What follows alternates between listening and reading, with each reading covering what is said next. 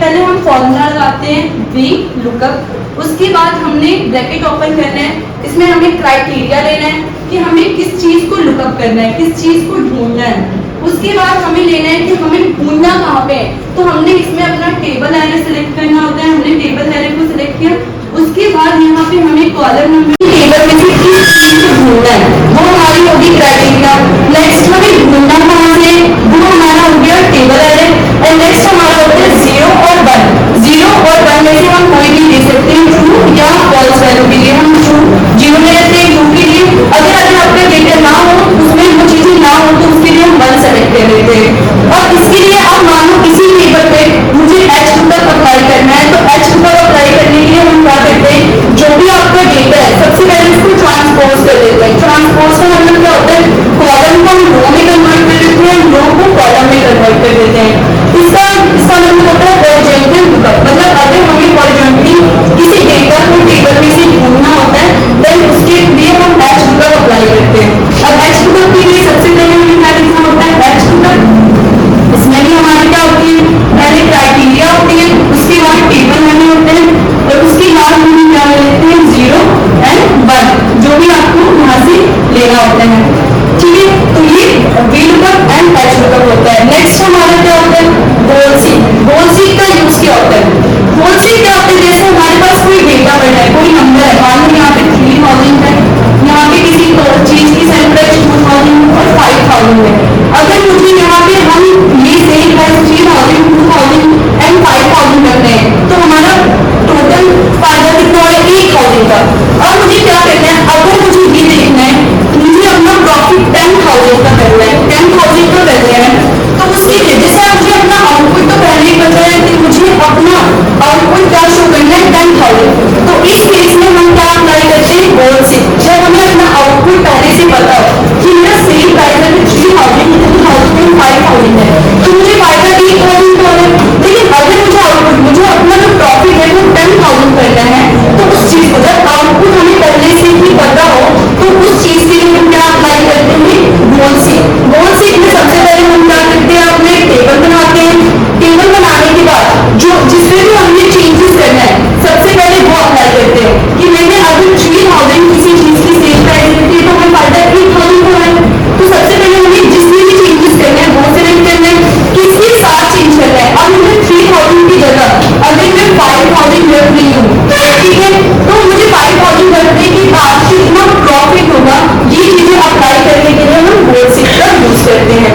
ठीक है, गोल सीक ये आपका काफी होता है एक्सेल में डेटा टैब में व्हाट इज एनालिसिस में जब हम क्लिक करते हैं, तब आपको वहां पे मिल जाएगा गोल सीक। वहां से हम गोल सीक अपने किसी भी टेबल पे अप्लाई कर सकते हैं। इसी में आपका एक होता है सिनेरियो मैनेजर। सिनेरियो मैनेजर क्या होता है, अलग अलग पोजीशंस में, अलग अलग पोजीशन में अपनी चीजों को रख के देखना, एक सिनेरियो क्रिएट करना। जैसे मान लो मैं पूरी दिल्ली में रह रही हूँ, तो दिल्ली में मुझे रूम रेंट 1000 देना पड़ रहा है, पानी का बिल मुझे कुछ और देना पड़ रहा है, बिजली बिल कुछ और है। अगर मैं ये क्रिएट करती हूँ कि मुझे वहां पे 1000 देना पड़ रहा है, फिर 2000 हमें यहाँ पे वाटर बिल देना पड़ रहा है, और इलेक्ट्रिसिटी बिल 3000 देना पड़ रहा है। ये हमारा फर्स्ट केस हो गया। अगर मुझे दूसरा केस अपना देखना है, अगर मैंने यहाँ पे कह दिया कि दूसरी जगह मुझे 2000 देना पड़ रहा है रूम रेंट, और पानी का कॉस्ट 3000 देना पड़ रहा है, और इलेक्ट्रिसिटी यहाँ पे 1500 ही है, तो इन दोनों केसेस को जब मुझे कंपेयर करना है अलग अलग जगह पे, तो उसके लिए हम मोस्ट ऑफ क्या करते हैं, सिनेरियो क्रिएट कर देते हैं, सिनेरियो मैनेजर। सिनेरियो मैनेजर के थ्रू हम उसका क्या कर देते हैं, एक सिनेरियो क्रिएट कर देते हैं कि अगर हमने 1000, 2000, 3000 रखा, तो हमें कितना पे करना पड़ रहा है, और उसकी जगह हमने ये चेंजेस कर दिया अपने केस 2 में। केस 1 में हमारे खर्चे ये हैं, एंड केस 2 में हमारे खर्चे ये हैं, तो इन दोनों को अगर हमें कंपेयर एक साथ करना है, तो उसका एक सिनेरियो समरी हम क्रिएट कर लेते हैं यूजिंग डेटा टैब। ये भी हमारा व्हाट इज एनालिसिस में होता है। ठीक है, तो इसको भी क्रिएट करने के लिए सिनेरियो मैनेजर का यूज करते हैं। Scenario manager and goal seek बहुत ज्यादा यूजफुल होते हैं हमारे लिए। फिर इसमें होता है डेटा वैलिडेशन। डेटा वैलिडेशन क्या होता है, जैसे आप मान लो आप कोई काम कर रहे हो डेटा एंट्री का, आप क्या कर रहे हो, उसमें आपको यूनिक वैल्यू को ही पुट करना है, तो हमने क्या कर दिया, आपने टेबल बनाया, उसमें हमने कंडीशन लगा दी, हमने ना 3 से ज्यादा कैरेक्टर नहीं लेना है, या 4 से ज्यादा उसमें कैरेक्टर नहीं यूज करना है। तो उसके लिए हम क्या करते हैं, जाएंगे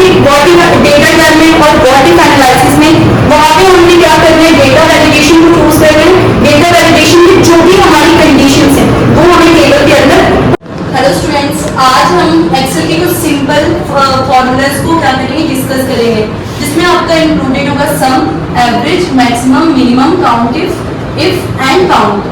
इन सब में क्या डिफरेंस है, हम कैसे इसको क्या करेंगे, अप्लाई करेंगे इस टेबल पे। जैसे हमारा इसमें टेबल बना हुआ है जिसमें sugar, rice, onion and milk दिया हुआ है, और इसमें ईयर के हिसाब से जितनी इनकी सेल हुई है ये आपका यहाँ पे मेंशन है। अब जैसे हमारा फर्स्ट क्वेश्चन क्या है, टोटल सेल ऑफ शुगर, हमें यहाँ पे शुगर का टोटल सेल निकालना है। तो कभी भी हमने पढ़ा हुआ है कि टोटल हमें निकालना होता है तो हम क्या फॉर्मूला यूज करते हैं इसमें, सम। अब एक्सेल में कोई भी फॉर्मूला जब हमें लिखना होता है तो सबसे पहले हम क्या पुट करते हैं यहाँ पे, इक्वल, और हमें निकालना है टोटल, तो हम यहाँ पे क्या लिखेंगे, सम। हमें टोटल निकालना किसका है, शुगर का। तो शुगर का आपको देखना है कि सेल रेफरेंस क्या है, कि शुगर की सेल 2015 से लेके 2018 तक कितनी हुई है, ये हमने निकालना है, इसका टोटल करना है। तो इसका सेल रेफरेंस सबसे पहले हमें देना पड़ेगा, हमें देखना है B2 से लेके E2 तक, मतलब B2 से लेके E2 तक की कितनी टोटल सेल हुई है। तो यहाँ पे हमारा सेल रेफरेंस क्या हो जाएगा, B2 कॉलन E2, मतलब हमें निकालना है 2015 से लेके 2018 के बीच में शुगर की टोटल सेल कितनी हुई है। तो उसके लिए हमारा फॉर्मूला क्या हो जाएगा, इक्वल सम B2 कॉलन E2, ये हमने लिख दिया, ठीक है। तो कभी भी आपको टोटल निकालना होता है तो उसके लिए हम सम का फॉर्मूला यूज करते हैं। नेक्स्ट हमारा एवरेज सेल ऑफ अनियन। अब एवरेज निकालने के, एवरेज पहले होता क्या है, जैसे आप लोगों ने पढ़ा है, एवरेज निकालने के लिए हमेशा जो भी आपका टोटल है इन सबका टोटल करो और जितने नंबर ऑफ प्रोडक्ट्स है उनसे हम क्या करते हैं, डिवाइड कर देते हैं। मैनुअली इन मैथ्स हम एवरेज ऐसे ही निकालते हैं कि पहले इन जो भी आपका डेटा है सम ऑफ टोटल ऑब्जर्वेशन करो और डिवाइडेड बाय टोटल नंबर्स, कि कितने आपके प्रोडक्ट है, कितने आपकी टोटल नंबर्स है, मतलब 2015, 16, मतलब 4, यहाँ पे 1, 2, 3, 4 ईयर्स का 4 निकालना है अलग अलग, तो इन 4 से हम क्या कर देंगे, डिवाइड कर देंगे। लेकिन एक्सेल क्या करता है, हमारे काम को आसान बना देता है। अब हमें इसमें एवरेज सेल ऑफ अनियन निकालना है तो हमें इतना ज्यादा कैलकुलेशन करने की जरूरत नहीं है, सिंपली हम एवरेज निकालने के लिए यहाँ पे क्या लिखते हैं, एवरेज, हमने लिखा यहाँ पे एवरेज, और हमें किसका निकालना है, अनियन का। तो ये देखना है कि हमेशा जो कुछ सेल रेफरेंस है ना वो करेक्टली पुट करना है, सेल रेफरेंस आपका सही होना चाहिए। तो अनियन कहाँ पे आपका B4 से लेके E4, जिसका सेल रेफरेंस क्या है कि मुझे 2015 से लेके 2018 तक का एवरेज सेल अनियन का निकालना है, तो वो शुरू कहाँ से हो रहा है, B4 से लेके E4 तक। तो हमने लिखा इक्वल एवरेज और यहाँ पे हमने लिख दिया B4 कॉलन E4। अब यहाँ पे हमें कैलकुलेट करने की जरूरत नहीं है क्योंकि एक्सेल में बस हम फॉर्मूला लिखेंगे तो यहाँ पे आपका आंसर खुद आ जाएगा। तो जब भी आप एग्जाम में क्वेश्चन अटेम्प्ट करते हो या एक्सेल शीट पे तो बस हमें ये फॉर्मूला पुट करना होता है, बाकी आपका आंसर खुद आ जाएगा।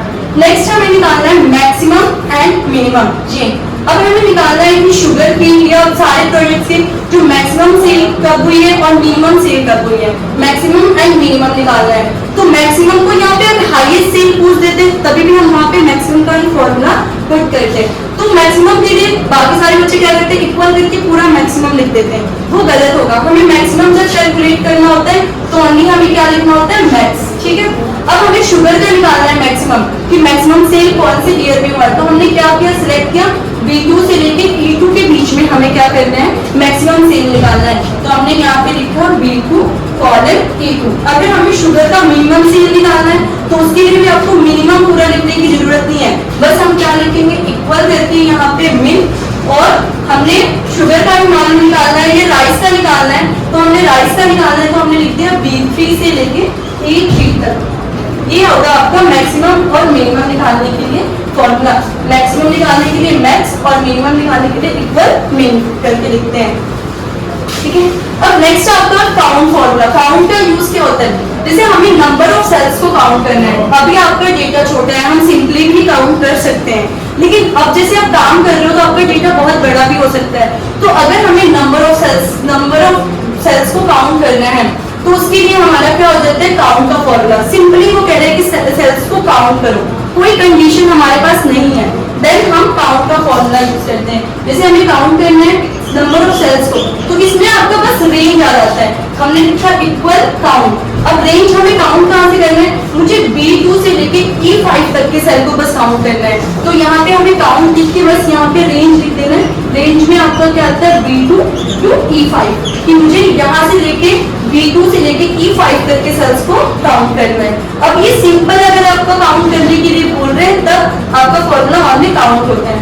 नेक्स्ट उन्होंने बोला है count the number of sales having value greater than 75.4 या 75 जो भी दिया हुआ है। अगर काउंट करने के साथ आपका कंडीशन दिया है कि हमें उन्हीं वैल्यू को काउंट करना है जो 75 से ग्रेटर है या लेस देन है या आर इक्वल टू है।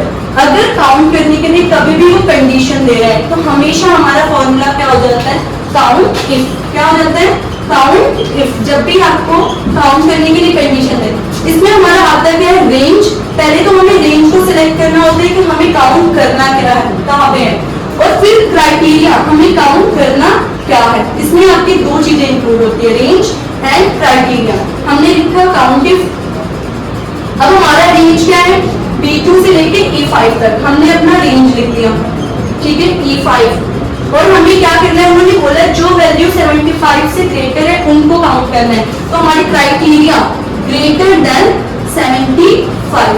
अब ये जो हमारी क्राइटेरिया है ना, इसको हमेशा इन्वर्टेड कॉमा के अंदर लिखा जाता है, ठीक है। तो जब भी काउंट करने के लिए कंडीशन दे तो उस केस में हम काउंट के फॉर्मूला का यूज करते हैं।